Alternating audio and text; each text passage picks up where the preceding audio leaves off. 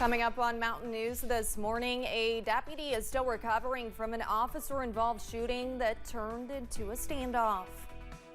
And yesterday, some eastern Kentuckians were looking towards the future as they planted thousands of trees in Knott County.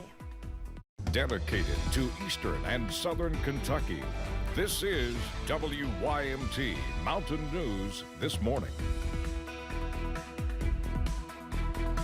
Good morning, I'm Olivia Calfee. The time is 6 a.m. on Wednesday, March 20th.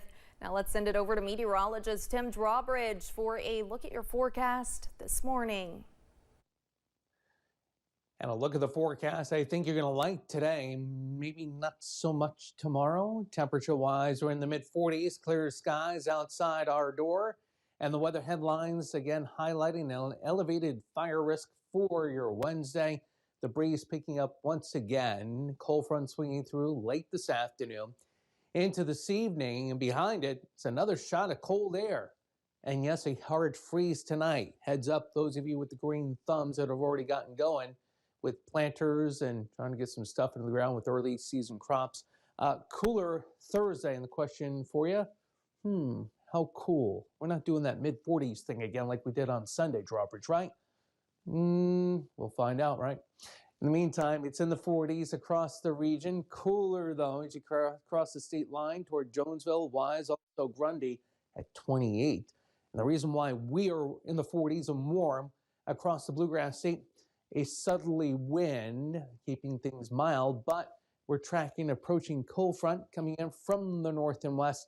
That means, yes, the reason why we're going to be colder for tomorrow. A lot of sunshine today, up to 62 late this afternoon. More about your first alert 7-day forecast and how cool for tomorrow coming up in a few moments. Olivia? Tim, thank you. A southern Kentucky deputy is continuing to recover after being shot in Wayne County. Kentucky State Police say that shooting also left one man dead. The violence played out Monday at a home near the Wayne-Clinton County line. Officials say the shooting highlights the need for police officers to be prepared and to wear protective gear when delivering court papers. You just never know from one moment to the next if you're going to run into an individual that is very upset with the police. You never know if you're going to run into an individual that may think they have a warrant. Maybe they do, maybe they don't. State police have not released the names of the deputy or the man who died in the incident. They do say the man's body was sent to the state medical examiner's office in Frankfort. A new center offering treatment for substance abuse disorder will soon open its doors in eastern Kentucky. Governor Andy Beshear was in Greenup County yesterday for the ribbon cutting of the new Addiction Recovery Care Bellefonte Hospital and Recovery Center. It is located in the former Our Lady of Bellefonte Hospital, which closed in 2020 after nearly 70 years of service. When this hospital closed, we lost our psychiatric hospital, we lost our detox unit. It was a place that we sent a lot of folks when it was operational. There's been a void since it's closed, and so we're so thankful now to get to bring these services back here because they were very much needed. At the ceremony, he also highlighted a study from East Tennessee State University that shows Kentucky leads the nation in residential drug and alcohol deaths. 7,000 trees were planted yesterday on a former surface mine site, hoping to reforest and restore.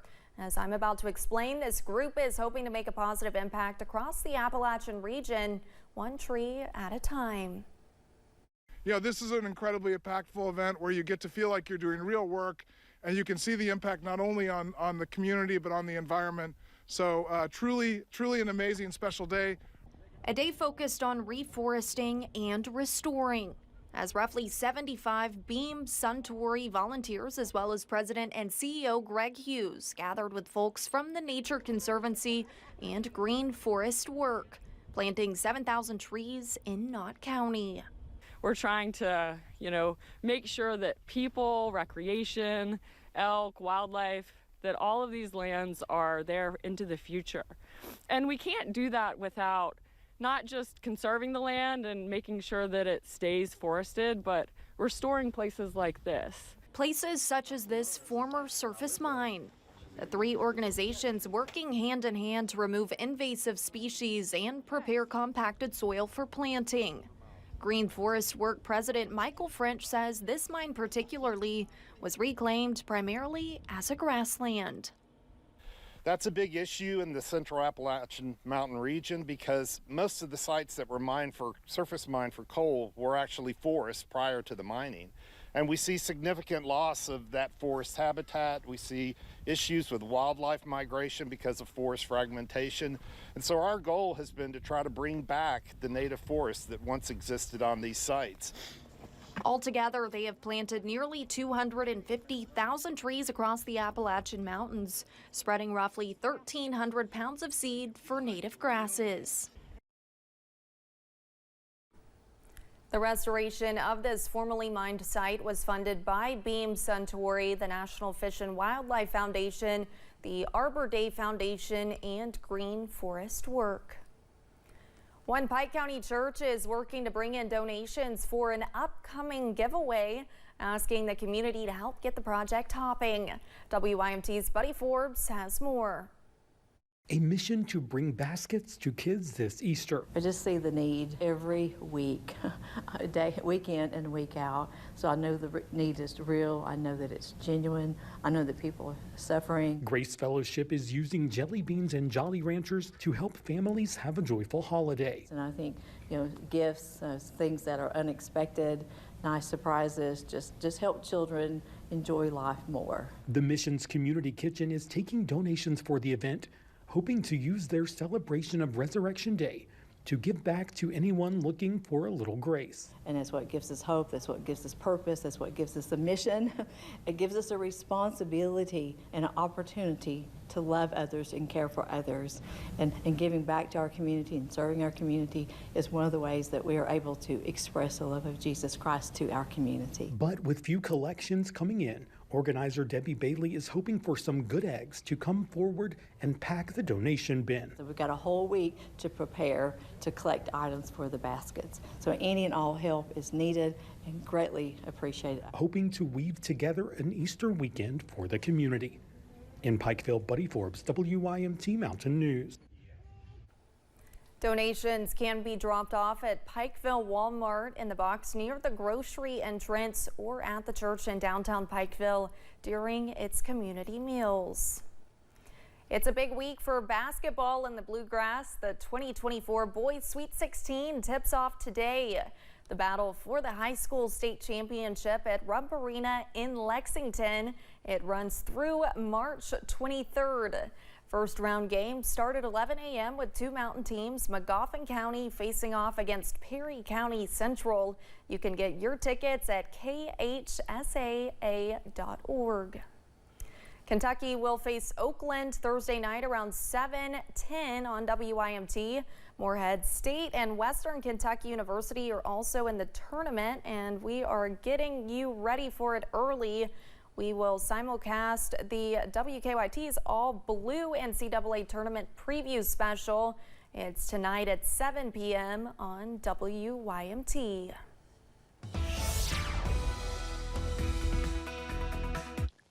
And a good Wednesday to you. Temperatures will take this to start off the day versus what we ended the day with on Sunday, right?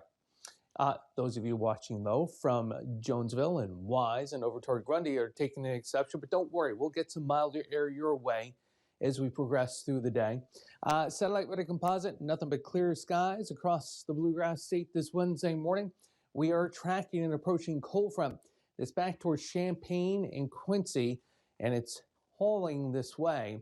And that'll bring some cloud cover issues late in the day, but otherwise, until then, once the sun rises, it is bright and beautiful, and we'll hold on to that bright, beautiful scene as we head through the drive home.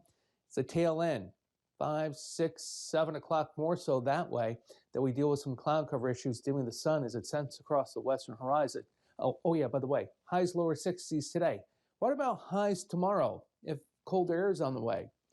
We'll let you know. First Alert 7-day forecast coming up in just a few moments. Olivia?